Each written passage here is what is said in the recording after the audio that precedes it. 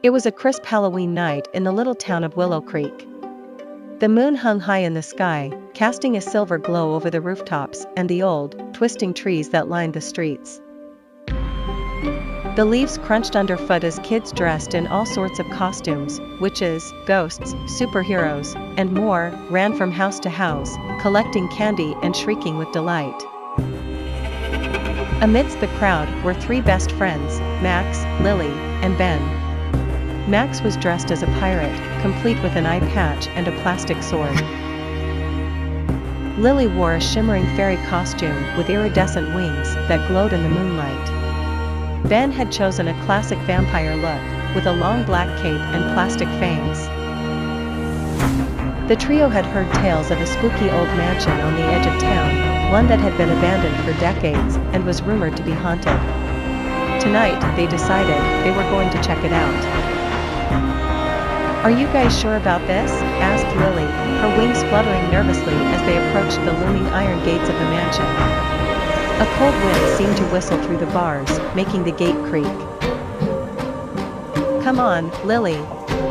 It's just an old house," Max said, trying to sound brave. But the way he gripped his plastic sword a little tighter suggested he wasn't as confident as he pretended. Ben grinned, his fake vampire teeth glinting in the dim light. "Besides, think of how cool it'll be if we actually see a ghost. We'd be legends." With a shared look of determination, they pushed open the rusty gate. It groaned loudly, echoing into the night, and the three friends stepped onto the overgrown path leading to the mansion's front door. As they walked, the moon slipped behind a thick blanket of clouds, plunging them into darkness. Lily clicked on her flashlight, casting long, eerie shadows on the walls of the house. The mansion stood tall, its windows dark and cracked, its wooden exterior peeling and warped with age. A large brass knocker shaped like a gargoyle sat on the front door. Max, being the self-appointed leader, grabbed it and knocked 3 times. The sound seemed to reverberate through the entire house, and for a moment, nothing happened. Then, the door slowly creaked open. The kids exchanged nervous glances, but couldn't back down now. They stepped inside, and the door slammed shut behind them, making them all jump. The entryway was dark except for a faint, flickering light coming from the end of a long hallway. "This is like something out of a movie," Ben whispered, trying to sound excited rather than scared. They crept forward, the wooden floorboards groaning beneath their feet. Cobwebs hung in thick sheets from the ceiling, and the smell of dust and age filled the air. As they reached the end of the hall, they found the source of the light, a single candle flickering on a rickety old table. Next to it was a note, written in spidery handwriting, "Welcome, brave souls. If you wish to leave, find the key hidden in the library." Lily gulped. "I knew it. We're trapped," she muttered. "Nah, it's just part of the adventure," Max said, though his voice trembled slightly. "Let's find that library." The three friends started exploring, passing through rooms filled with dusty furniture, faded paintings, and strange noises. Every now and then, they heard faint whispers and soft footsteps, but every time they turned around, there was nothing there. Despite the spookiness, there was also something oddly thrilling about the whole experience. The mansion seemed to be alive with history and secrets.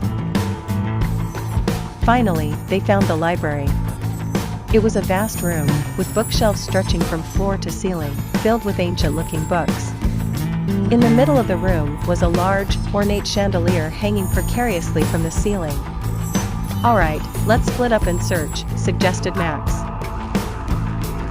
They began pulling books off shelves, looking behind dusty curtains, and checking under creaky floorboards. Suddenly, Lily gasped. "Guys, look at this." She pointed to a large, dusty portrait on the wall. It depicted a stern-looking man in old-fashioned clothing, but his eyes seemed to follow them around the room. "That's just creepy," Ben muttered, but as he said it, he noticed something odd. The man in the portrait was holding a book with a keyhole on its cover. Wait a second, Max said, piecing it together. I bet the key is hidden in one of these books. They started frantically searching through the books, tossing them aside until Lily pulled one out, a thick, leather-bound volume with a keyhole embossed on the front. She opened it, and there, nestled inside, was a rusty old key. Got it, she exclaimed. But just as she did, the chandelier above them began to sway, and a deep, eerie laughter echoed through the room. The friends looked up in horror as the chandelier creaked and groaned, threatening to come crashing down. Run! Max shouted, and the three of them bolted out of the library just as the chandelier fell. They sprinted down the hallway, their hearts pounding, and didn't stop until they reached the front door. Max fumbled with the key, his hands shaking, and finally managed to unlock the door. They burst out into the cool night air, slamming the door behind them. Breathless and laughing, they leaned against the gate outside the mansion. That was insane, Ben said, his eyes wide with excitement. Did you hear that laughter? And that chandelier, it almost got us.